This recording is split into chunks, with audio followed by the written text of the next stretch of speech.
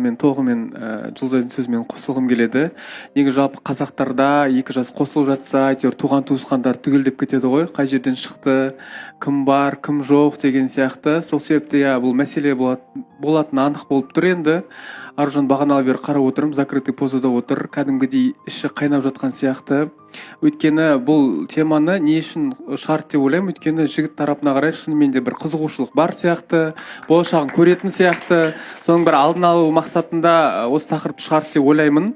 Енді әрбір енді қатты айтсам кешір, конечно, сен тірі жетімсің деп айтқым келеді шынымен де. Өйткені сенің әкең бар, бірақ әкең ешқашанда бір жауапкершілікті алмағанда саған. Естественно, сенің жылайсың осындай кезде, өте қиын мына тақырыптың өзін ерлік деп ойлаймын. Айдай ханым, осынша халықтың алдына келіп, өзінің ерлік деп былай. Жоқ, Расул, сіз тыңдаңыз, қазір мен айтып болайын. Мен бұл төменде бір тоқтатуда емес. Керек сияқты.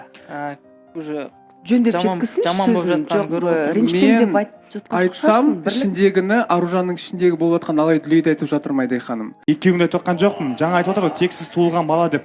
Негізінде Айдай ханым, біздің арамызда да бар қатысушы, мына Айшырақтың қызы тексіз туылған қыз негізінде ше. Некесіз туылған деген. Шатасып кеттім, Айдай ханым.